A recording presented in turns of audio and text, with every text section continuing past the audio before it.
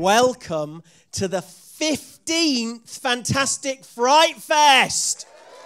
We're all a little bit nervous. Is it going to be the same this year? I can assure you it is. All the things we know and love are exactly the same. You are still going to have to queue endlessly for a piss. Probably missed the beginning of the film you wanted to see. You're still going to sit next to someone and think, Jesus, those cheesy nachos stink. And then you'll realize they're not eating cheesy nachos. You're still going to hear lunatics shout, can you turn your phone off? All of that stuff is still going to be here. Yet again, the FrightFest fellas have put together the most amazing lineup of films.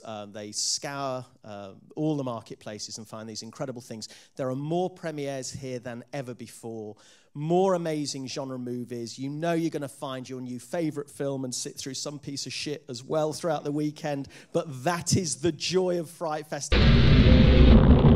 What films are you looking forward to seeing at this year's FrightFest? Dead Snow 2, Sin City, Zombievers. The Guest, definitely The Babadook, and Among the Living. Zombievers tonight, right? Yeah, well, I don't know if I'm going to be able to stay awake for Zombievers, though I do want to see it. But our buddy Adrian Boliano has a film called Late Phases that I want to see. There's a film called The Canal that I hear is great. Zombievers, All Cheerleaders Die. Our friend Nacho's movie Open Windows, and I really want to see The Babadook, which I'm also missing. Adam Green's movie's playing too. Digging Up the Marrow, yeah. How many cheerleaders die? All of them, I think. The Shining Extended Edition. The Shining with Jack Nicholson, which I just fell in love with. Obviously the old school stuff like The Shining and Elm Street. Nightmare on Elm Street was another huge film that impacted me and scared the crap out of me. Are there any particular guests that you're looking forward to seeing? Jan Harlan for The Shining and Robert Englund for Nightmare on Elm Street. Are you hoping to meet Robert Englund himself while he's here? I'm going to be like looking everywhere. Yeah, it'd be incredible. I'm going to go to all of them. My plan is to go to all of them.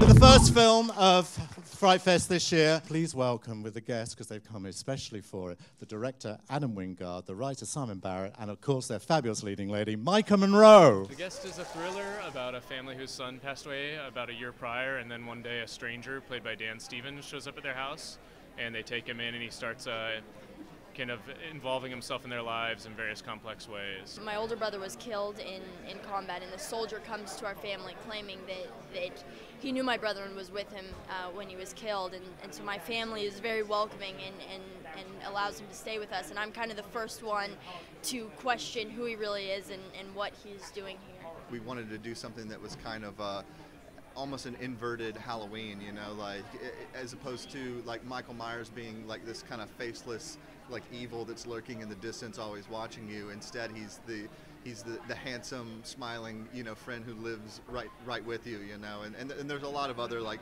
symbolic things that kind of go into that in terms of, you know, kind of following the Halloween structure, and we just wanted to have fun with that and have fun with like kind of, you know, 80s nostalgia, you know, and that kind of stuff.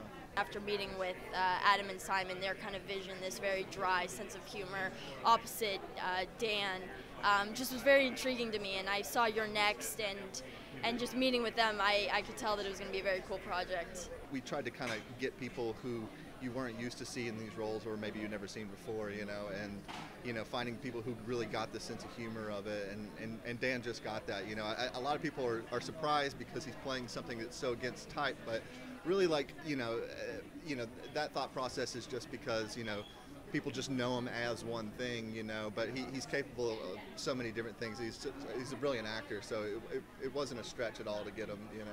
Yeah, I think also after Downton, he was really in the mood for something a little different, and, you know, really like put himself into it 100% right from the start. So it was great for us. Most of our movies usually play at midnight, and most everybody's usually drunk by then. Is anyone drunk yet here? Okay. Has anybody consumed any illegal narcotics as well? We got one, just one. Wow, this is gonna be a tough crowd. Maybe the other theater has more. Big mistake.